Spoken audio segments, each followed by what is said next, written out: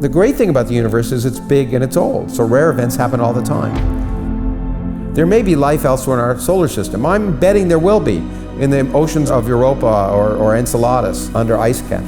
And we may discover that in the next 10 or 20 years, that there are other independent geneses of life. If we discover that in our solar system, that's amazingly important. Because if there's more than one genesis of life in a single solar system, it really implies it's ubiquitous. We are actually the creators of AI, then that continues to evolve. Well, yeah, I mean, the intelligence we may discover in other systems may be AI, what you would call AI. But it could be that, as I suspect may happen on Earth, that the dominant intelligence may not be biological. What's always amazing to me, Lawrence, is that the average person finds this stuff fascinating. Well, but why is that amazing? Because you know what? I realized when I was writing the book, I want to talk about the ideas at the forefront of science. Are we alone in the universe? What does it mean to think? When I see green, is the same green you see? How did life originate? How did the universe begin? How will it end? These are the questions we all have. We give them up, but we all have those questions. So it's not so fascinating, it's not so surprising that questions at the edge of science fascinate people, because they're always the kind of unknown threshold that provokes us when we're kids, when we look up at the sky at night. If you know things before you even ask the questions, that's religion. Have you changed your opinions about God? Well, no, why would I do that? I would change my opinion if there was just one thing, evidence. All of the evidence is that there's no need for a creator. Where are we going next, Lawrence? What do we have to do? It could be wonderful or awful, and it's up to us. The future is racing towards us like a freight train, but it's doing so on tracks that we built. But one thing is certain, is the most exciting things in the future are those things we haven't the slightest idea about now. I like to say, I wake up every day, I'm surprised if I'm not surprised. If I'm not surprised, it's not a good day.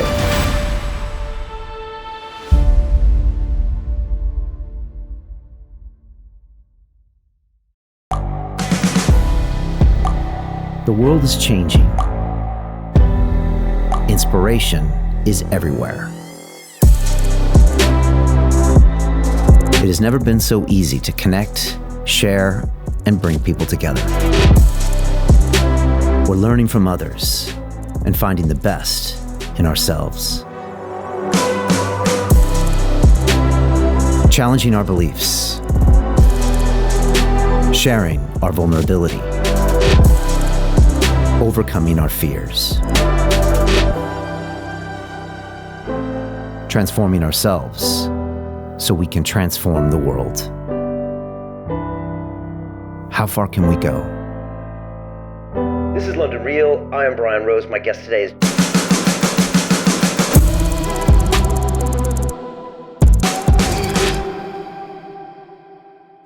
This is London Real. I am Brian Rose. My guest today is Lawrence Krauss, the world-renowned theoretical physicist, commentator, and best-selling author. You are the president of the Origins Project Foundation and host of the Origins podcast, where you discuss science, culture, and social issues. You've written over 500 publications on physics and astronomy, receiving many awards for your research, and have published 10 critically acclaimed books, including the New York Times bestsellers, The Physics of Star Trek and A Universe from Nothing. Your latest book, The Known Unknowns, Unresolved Mysteries of the Cosmos, explores cosmology's greatest unanswered questions and the importance in science of not knowing. You believe the unknown possibilities of our existence are fascinating to everyone and ultimately the driving force behind all new discoveries. Lawrence, welcome back to London Real. It's great to be back here again. I always enjoy Brian. It's great. It's great having you. This is like your fourth time you've been coming on. Yeah, for I'm 5, like 6, a pro 7 at years. this now. You're so good at this. And he's been dazzling me with his magic tricks. Go to our Instagram and you can see it. I'm pretty impressed. As a former magician, the skills are there. I the can't second ask for anything career more. is Yeah, that's calling. right. I'm working on, just in case I have to have a backup in a new career, I'm working on magic. You never know. Yeah. I want to dive into the book because there's some fascinating stuff, and people always want to know about the cosmos. They always want to know these things. But first, I got to get your hot take on some things that are happening right now. The first one is artificial intelligence. Now, you have probably known people in the artificial intelligence field for decades. Yeah. But obviously, ever since December last year, when ChatGPT got on people's minds, now everyone is talking about it. There's billions of dollars going into it. We're actually investing in a company here through London Real Ventures. I've had a bunch of people on, including MIT professor Max Tegmark from Future of Life Institute. I've had Peter Diamandis, another MIT grad as well, who created, I think, Singularity Institute. I've talked a lot about it. What is Lawrence Krauss's take on artificial intelligence? Well, I'm not as. It's a very useful new technology, and like new technologies, they can go in many different directions. It will change the way we live. It'll change what it means to be human. But so have so many things. I mean, that's what I'm amazed at, the fixation of concern about it. I actually signed on one of the things that said we should hold off with ChatGPT moving past, mostly because I thought it was being trained incorrectly. It was a little too woke. And but I am more interested in what it can do and fascinated about what it could do. And so I take the long view. Actually, in the end of the book, I talk about AI. And when people talk about how it's going to ruin everything, I'm reminded of going back to ancient Greece, to Plato. Around that time, a little bit before, actually, a few hundred years before, the written language had come in. The Greek alphabet had come in. And around the time of Plato, everyone said that's the end of storytelling. There'll be no more storytelling because of writing, because people won't remember things anymore, and face-to-face really matters. Well, that's true, but writing did destroy storytelling. And AI will change a lot about the way we live, and whether it makes the world much better or much worse is kind of really up to us. Fortune favors the prepared mind, and so you should think about those issues. And there are possibilities that are dystopic, but at the same time, I think it's at this point it's much ado about very little. I think ChatGPT is amazing, but it's not thinking. But what it can do is amazing, and it can be useful. And people are worried that people use it instead of writing, but it can help you. And I suspect there'll be many other areas that AI will help people, and it'll replace jobs, and that's unfortunate. But many things replace jobs. Automation replace jobs, and again, you can imagine a future, which is probably the future, where the people who control AI control all the resources. That's one way it could go. Or it could go in a way where, a lot of people don't have jobs, but the rest of us could spend our time in coffee shops listening to music or reading books, and life would be better. And we can choose that. It is interesting that the jobs that it'll probably replace are the opposite of what people thought. I think people thought about robotics replacing menial jobs. Those are probably more safe than doctors and lawyers, and so it replaces all the lawyers. Well, that's no loss, right? Exactly. Yeah. Anyway, so I have mixed feeling about it, but I think we have to take the long view that every new technology has pluses and minuses, and even smartphones changed what it means to be human. I was just on the tube, and I was reminded. I was talking to a friend yesterday that 20 years ago, I remember when I was in Japan, I'd go on the trains there, and everyone would be staring down at something. It wasn't a smartphone back then, but it was maybe 30 years ago. But they'd all be staring at it. That's just a weird thing. And now you go on the tube, everyone's staring at it. So it's changed what it means to be human. Has it made it worse? Well, in some ways it has, but in other ways, just think of the things you can do that you couldn't do before. Yeah, it's weird because we can say a lot about things about mobile phones, and it keeps you not present, and social media can be toxic.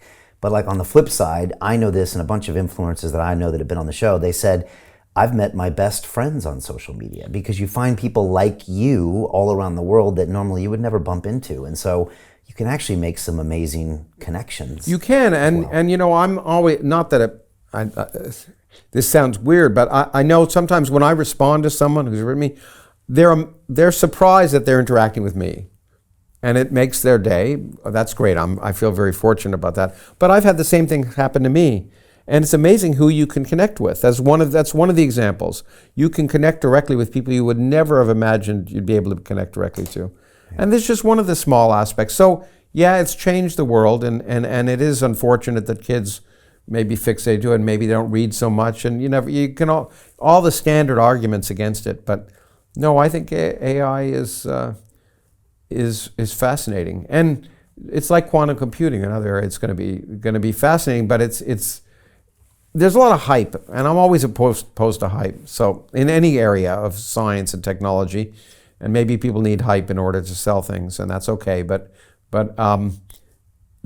so things are never as, the future that people discuss are never as near as the future really is. But the real future, what I love about the real future is you don't anticipate it. That's why when someone says there's a futurist, I don't listen to them. Because it's like science fiction, right? Which I supposedly get asked a lot about because of the physics of Star Trek. We're not driving flying cars right now.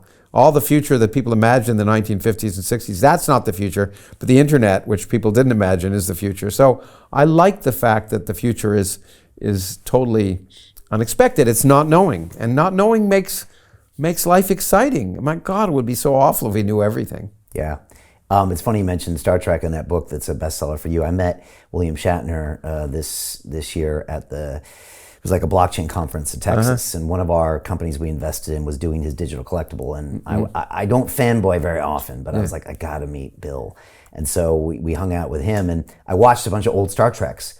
And then there was one where he was actually talking to a computer and asking it to create a summary, and it was just very AI. Yeah. And he's like, okay, computer, can you summarize all this stuff? Yeah. And it came back with a response. Yeah. And I was like, wow, I never really realized that was kind of ChatGPT back in the 60s. Exactly. There's a lot, and it's often accidental. I mean, when I wrote the Star Trek book, and there's lots of things that have come to pass, but it's only because creative people imagining solutions to problems often come up with similar solutions. It's not as if science fiction caused the science, but sometimes, to scan you, right? The Star Trek was created before even ultrasound.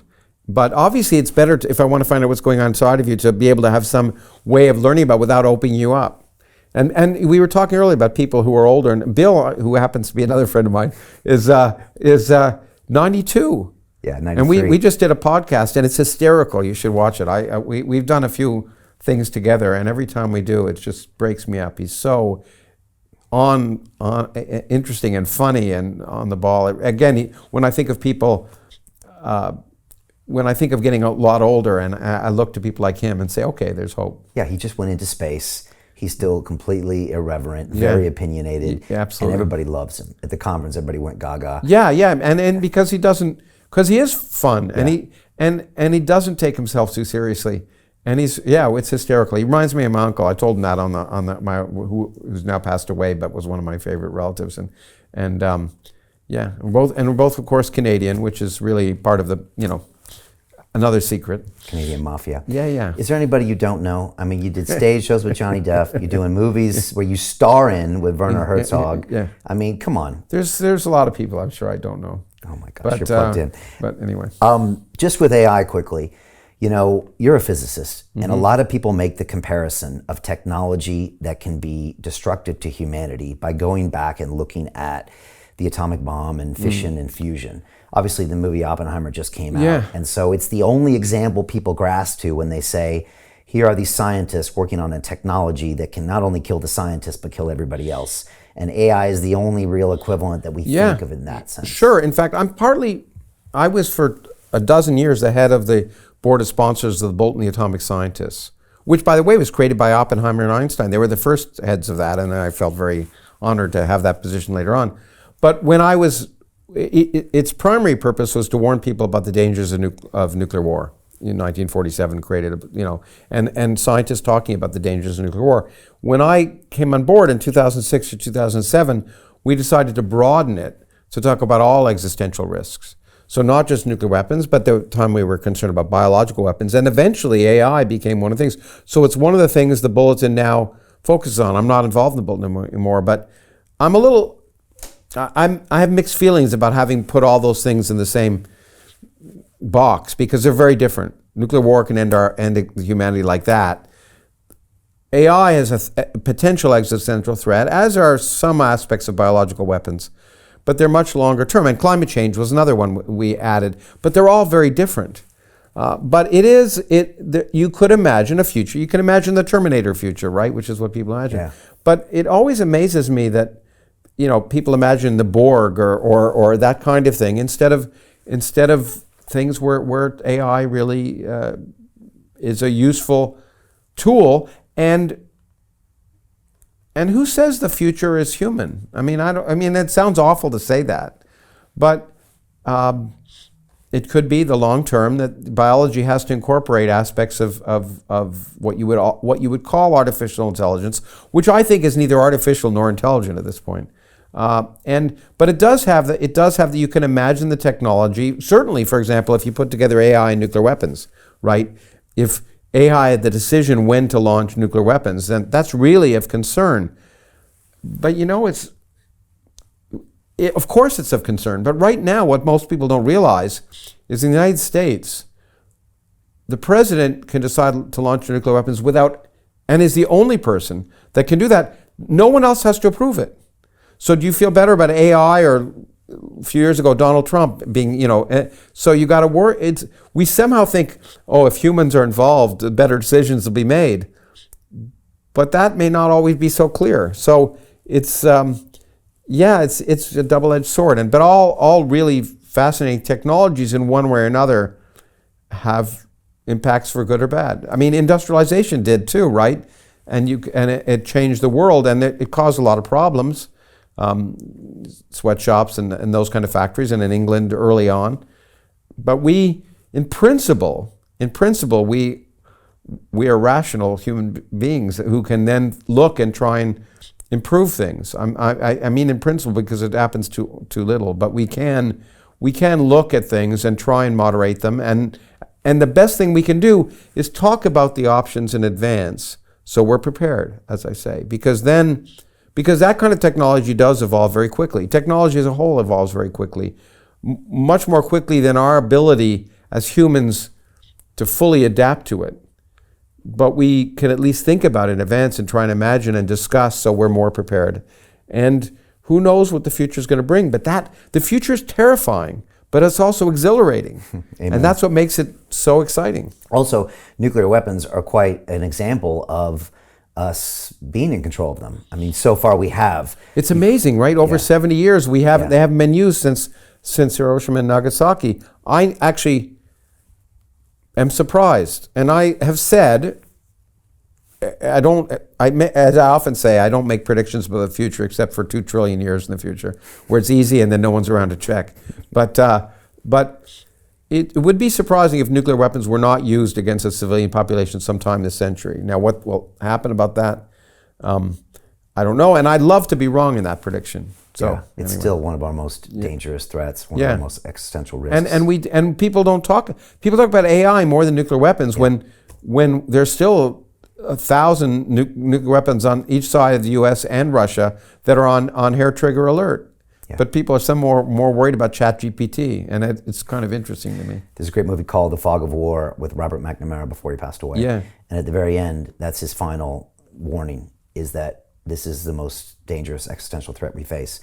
And it comes on the back of a conversation I think he had with Fidel Castro 40 years after the Cuban Missile Crisis, where he found him at some meeting and they were having dinner in the back, and he said, "Would you have pressed the button?" And he said, "You goddamn right I would have."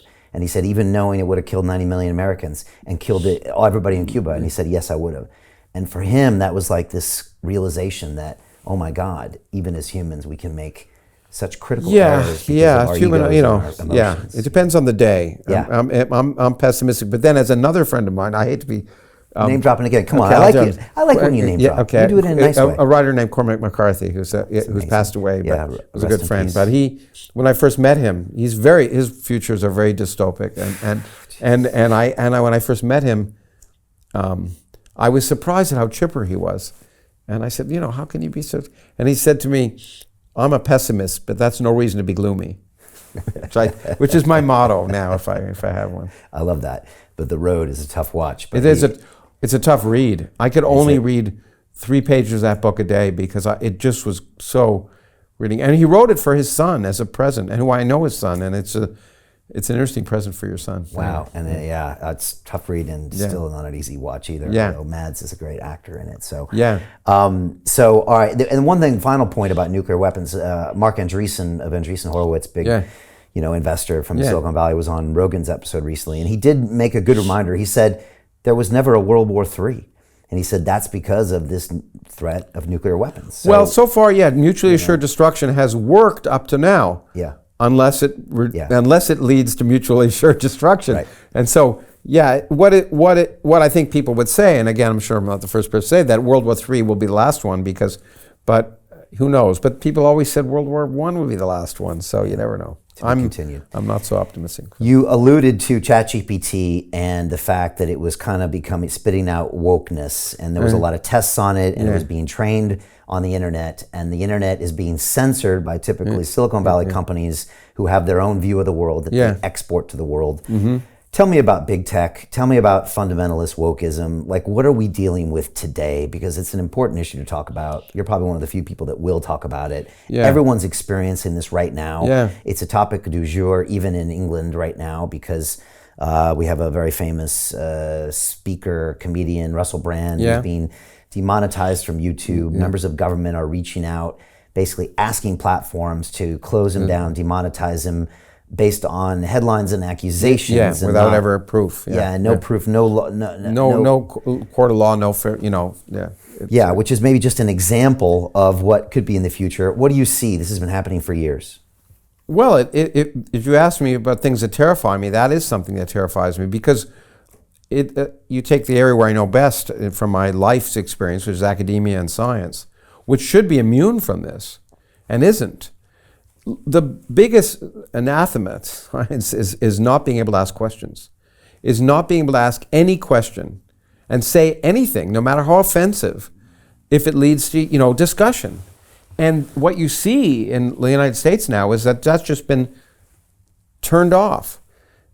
In academia, people are afraid to ask questions. And when that happens, progress ends, as far as I'm concerned. And so I really see that as a threat. Now, it's a threat in some sense, but it's only a partial threat, because if it happens in the West, well, in China, they won't be afraid to ask those, they'll just try and get the best people to do the best science that they can. And China has its own issues. Let me not pretend it doesn't. But so yeah, you talked about, I don't know whether I coined it, but I talked about fundamentalist wokeism, because, woke is well-intentioned. It's, trying to say, well, what are the social consequences of things? So I don't want to make it seem as that's a bad term, but it's like Islam in principle is no worse than any of the other religions, but fundamentalist Islam is really bad. But so, and fundamentalism of any sort is. And fundamentalist wokeism is basically saying certain ideas cannot be discussed. Certain things cannot be stated. Certain things must be presumed to be true without evidence. And that's what you're seeing. So some people say, well, you can't ask the question. You can't say, what really there are two, you can't say there are two sexes, or what is a woman? And you're not allowed to. It's somehow dangerous to say that. Well, nothing should be dangerous. Nothing should be sacred. Nothing. And that's my concern when we have a society where groups, and particularly groups that can control discussions, whether they're academic groups or Silicon Valley, say you can't even raise this question because it's so dangerous to say it. Well, it does remind you of 1984 a little bit, doesn't it? Yeah. And I think that that's a bigger threat to progress in the West than almost anything else. And I write a lot about it because it really scares me. And I see many, if not most academics that I know are afraid to say things. They won't teach certain things for fear of the consequences. Well, when that happens, what's university all about? University is not supposed to be safe. It's supposed to be the opposite of safe. If you're not uncomfortable, you're not learning.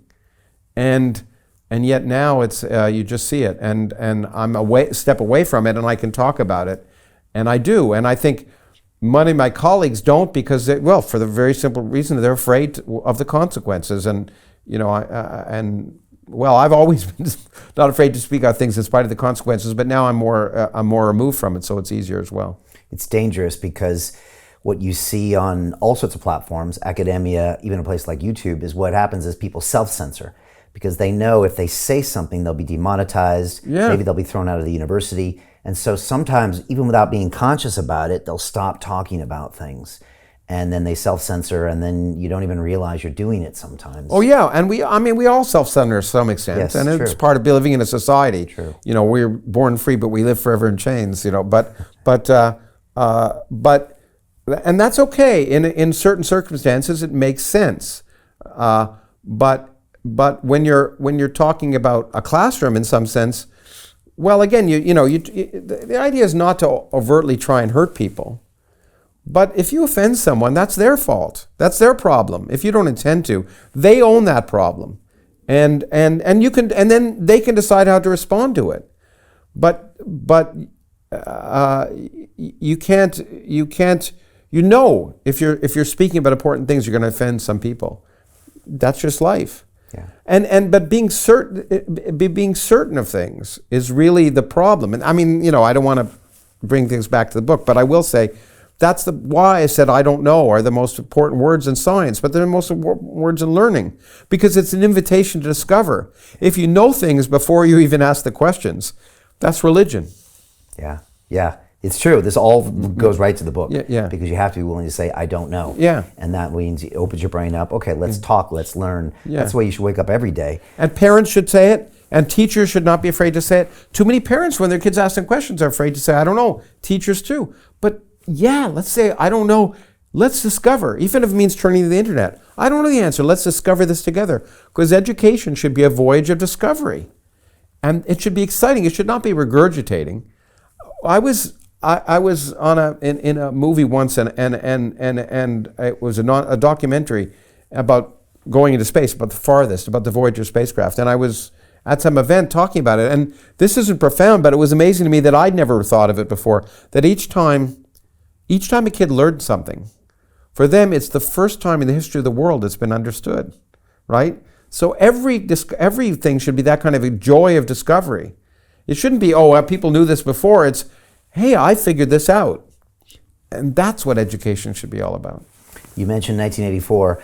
I just recently reread that, or audiobooked it. Yeah. And he wrote it right near where I live in Hampstead. Yeah. And man, that's dark. You talk about the road, man. Yeah. It's really dark. And you go deep down into the thought police and the speak rights and the monitors that watch you and can hear you. And,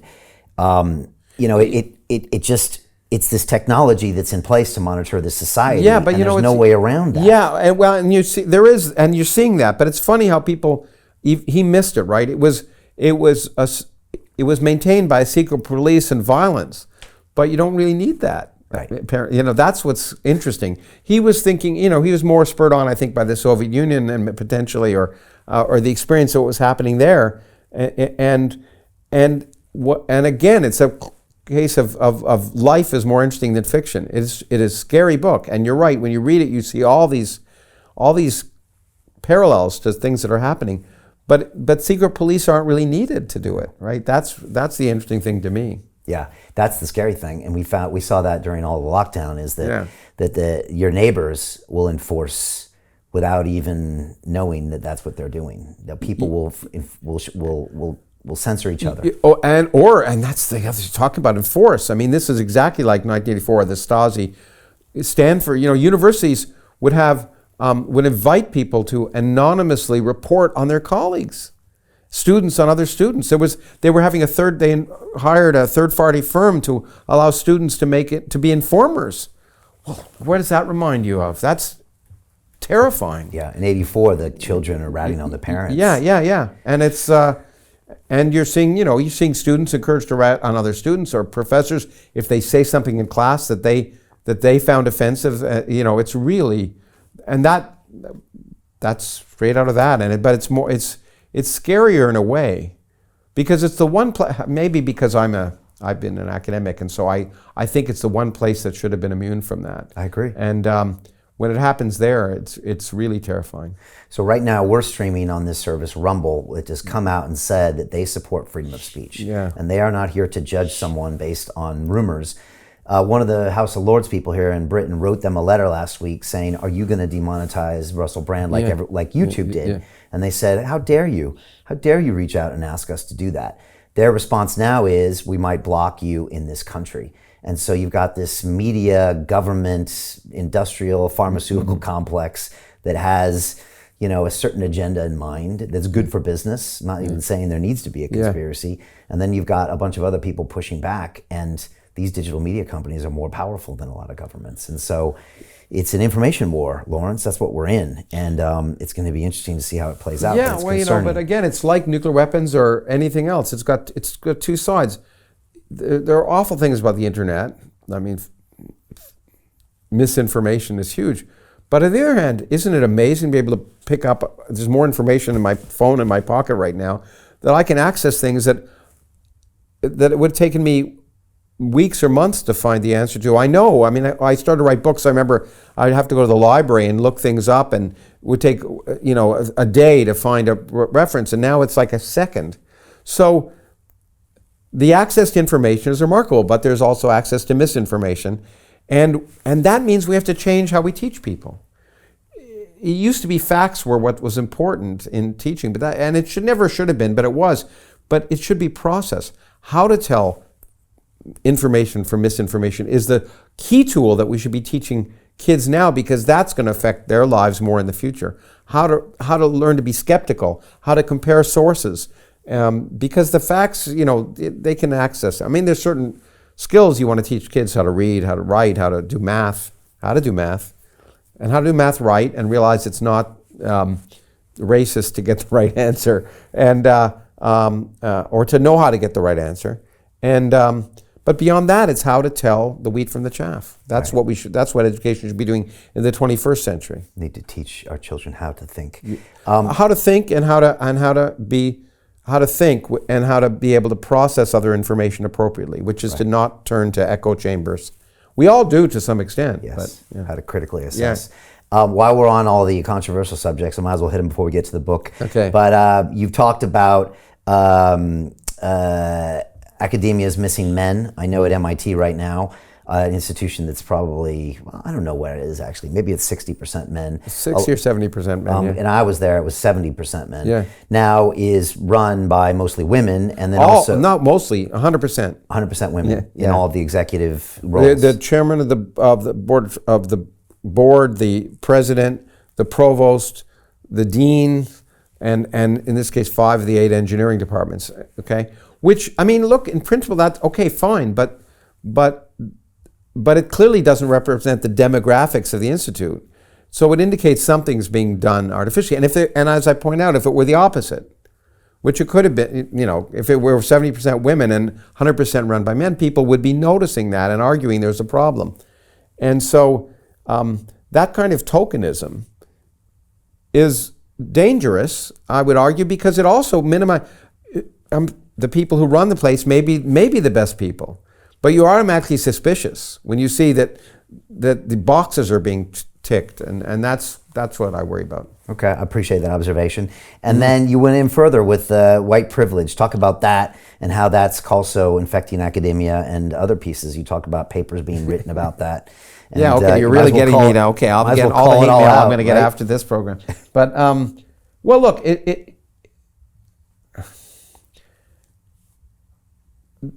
we live in what bothers me is we live in a culture of victimization where people are proud to be victimized and to list and to check off the boxes of their victimization. And the point is, we all are victimized in certain ways.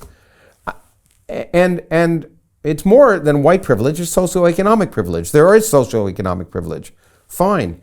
But probably the group right now, and I was just reading this, that probably the group right now which is most victimized when it comes to the ability, let's say in academia, are poor white kids for many reasons. And just talking about how you're victimized is self-demeaning and suggests systemic issues which may or may not exist, but you have to demonstrate that they exist. You can't say, oh, because I'm X, I wasn't able to do things. Because I see in academia, it's just not the case. It's just not the case, no matter what the claims are. As a chairman of a department, I've seen there's less sexism and racism in academia than probably anywhere else in the world, but yet people are calling it systemically racist and sexist. And so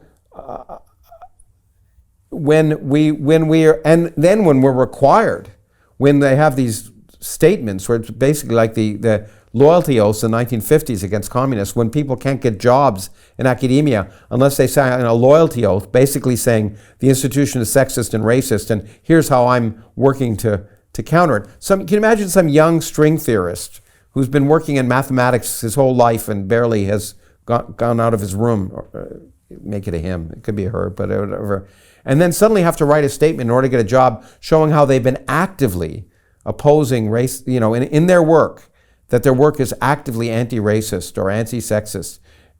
It's just ridiculous. It's ludicrous. Is that what's being required now by universities? Yeah. And yes, there are these DEI statements. 2 years ago, Berkeley.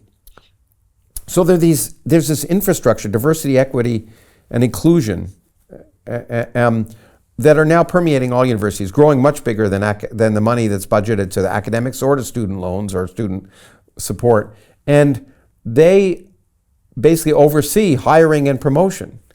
And recently, Berkeley was looking for a faculty member in biology. Well, all the people who apply have to write these diversity statements showing how they're doing this. Okay, fine. Who cares, maybe. Except that 76% of the people, the first group that scans the applicants is the DEI bureaucracy. 76% of the applicants were removed from the pool before you could even look at their research statements in biology to decide what they were doing in biology. Well, that's clear nonsense. I mean, it's a worry, and that you're seeing that you're seeing that requirement. And some people would say, in fact, I just published a letter by a scientist, and often my colleagues who are most sensitive to this are people who grew up in the former Soviet Union, where you were required to pledge, to the party before you could be in academia. And whether or not you agree with the politics that are behind it, and again, it's well-meaning. Look, we don't want racism, we don't want sexism, we want equal opportunity. It all sounds good. But then if you're required to pledge to the political goals in order to get a position in physics or mathematics, that's a worry. I mean, your politics should be irrelevant. And moreover, an assistant professor, this is the other problem, an assistant professor or a postdoc is not going to, there is racism and there is sexism in various parts of the world and in various parts of society. But you're not going to solve the problem at the level of an assistant professor of physics. You're going to solve the problem in inner cities in the United States to make sure that there's schools and there's books. I lived in Cleveland, and I used to go into the schools and I'd see how they didn't have books. And of course, it immediately puts them at a disadvantage. Young black kids in Cleveland are at a disadvantage. But that's how you're going to solve the problem. You're going to solve the problem by trying to improve family life and all sorts of things. You're not going to solve it at the level of an assistant professor of physics. You also see these issues getting weaponized by political parties as well, and then they just turn up the dial, and then they literally become weapons. At least that's what I see sometimes. Yeah, my politics have traditionally been more on the left, although I'm now often called a right-wing pundit because I write in the Wall Street Journal and other places, because that's where you can talk about these issues. You really can't talk about them as much in the New York Times. That may be changing, but they are weaponized, and it's embarrassing for me to see that. And so I speak out. I mean, I've criticized the right for many years about certain things, about scientific truth or at least scientific evidence. But I criticize the left when they're bean counting when it comes to, I'm a big believer in merit, for example, and I understand demographics, but the profile of a certain institution need not mirror the demographics of if it doesn't mirror the demographic of the world, it's not evidence of racism. It could be evidence of many other things. And so requiring that you check off these certain boxes when appointing people or anything else is demeaning to them, once again. It's not just demeaning to society. Yeah, I know. It ends up infecting the whole self-esteem of everyone. In the long run, it actually doesn't create better anybody. And it doesn't, and it makes people, you're right, it doesn't create better anything. It reduces people's self-esteem. It reduces people's sense of security. And so that's a big problem. Do you think this gets worse before it gets better? Oh, yeah. Absolutely. Every 4 years ago, 3 years ago, people are saying to me, well, people are beginning to notice this now. And but it gets worse before it gets better. It's true that this too shall pass, but it doesn't mean it's not going to pass without a lot of victims, and real victims, and society as a whole. And we see it. We saw it in the communist scare in the 50s, and we've seen it in many different places. But I see no evidence. I see evidence of growing awareness, but I still see evidence that, yeah, I think it'll get worse before it gets better. More dangerous than AI, wokeism. I don't do things that way. I think of apples and oranges. So, there are dangers and not dangerous, and I don't know which is more dangerous. And but I know we have to talk about the things that are dangerous and the things that are, and yet not be so afraid of what's dangerous to not realize that there are opportunities. As I say, the motivation behind wokeness is a positive one. Social justice initially is a goal to try and make the world more just. You can't argue with that. But then it gets pushed. Same with AI. It's a tool that can assist us. Look, people say we give up our freedom with AI. Well, you walk in an elevator. I didn't walk in an elevator to come in here, but there are elevators in your building. And when you walk in an elevator, you've given up your freedom already to one of the earliest forms of computers.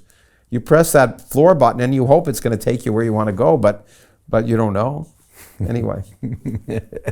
Well, to be continued. I'm glad we can have these discussions. Yeah. Because what you really need is a long form, nuanced conversation to understand.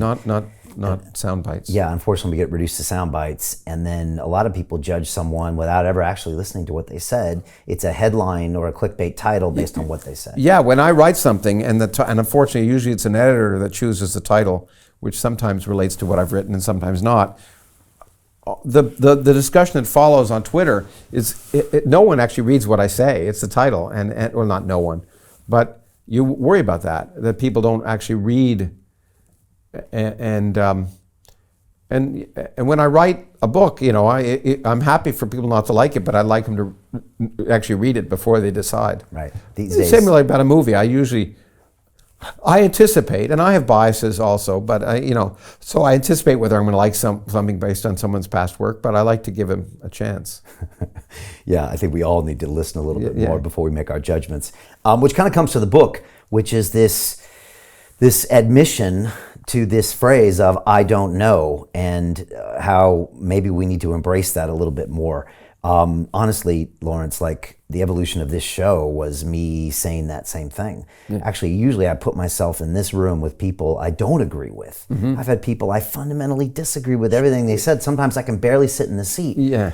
But I found sometimes 2 years later that I agree with them now. Yeah. And so it was allowing that open mind to say, I don't know, maybe I'm wrong, tell your ego to shut up for a bit, listen to someone, and actually let it soak in as opposed to the headline of what they are. And so this book, The Known Unknowns, Unresolved Mysteries of the Cosmos, you're trying to get people to embrace this concept of not knowing and then opening the mind to discover. Well, that's how it's talked about, it uses the title, by the way, The Known Unknowns in the UK, not in the US. I know, I heard it. Tell us why. I love this yeah, because it's a quote from Donald Rumsfeld, which it was a really intelligent thing he said. I'm not a fan of Donald Rumsfeld, let me make it clear. But he talked about, the known unknowns in terms of the Iraq War. Yeah. There's the things and then the known knowns are things we know. The known unknowns are things we know we don't know, and the unknown unknowns, which are things we don't know. Now, as a scientist, by the way, the most interesting thing is the unknown unknowns. Right. But if I want to write a book on that, it'd be a very short book. Right. But what we can say is we know what we don't know, which is fascinating because that's what drives scientists. That's what drives scholars. That's what drives many people. So saying I don't know recognizes what remains to be known and encourages you to learn about it. Encouraged me as a young man was when I finally realized that not everything was known in science. I talk about that when Richard Feynman wrote a book, The Character of Physical Law, when I finally realized, gee, it's not all known. It wasn't all done 200 years ago by dead white men. It was, there's a lot left to learn. And that should spur us all on. And to continue watching the rest of the episode for free, visit our website londonreal.tv or click the link in the description below.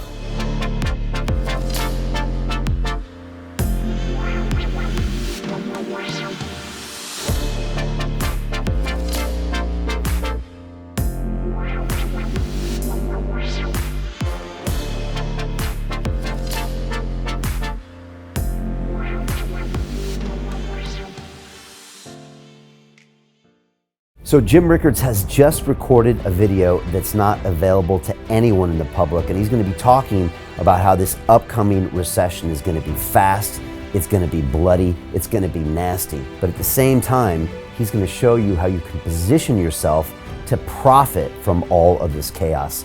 Now, we've made this video only available to our viewers. Go to londonreal.tv/Jim. Watch that immediately. I can't say enough good things about Jim Rickards. He understands the global economic system better than any guest I've ever had on London Real.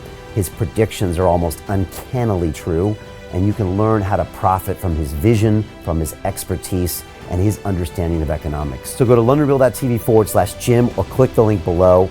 It's an excellent, excellent look on what's going to happen in the future and how you can position yourself to profit from that. Jim is one of the best in the business, one of my favorite guests on London Real, and he's very, very good at predicting the future and showing us all to profit from it. So click the link, and I hope you enjoy. Hey, it's Brian Rose, founder of the DeFi Academy. I've told you my 4-week crypto bootcamp is amazing, but don't take my word for it. This is what my students are saying. The DeFi Academy was an amazing experience for me. It took me totally out of my comfort zone. In this course, I was challenged, I was held accountable, and pushed to do things that honestly weren't always easy. It's been phenomenal, and I can't believe we're already up on our 4 weeks. It has flown by. Going through this DeFi accelerator by far was one of the best courses I've taken. You do this course, you really get into the nitty-gritty of the activities that will make you comfortable with decentralized finance. Thank you so much to Brian and everyone at London Real and the DeFi Academy for even putting together an amazing course like this. Anybody else that wants to do it, please sign up. It is well worth the money.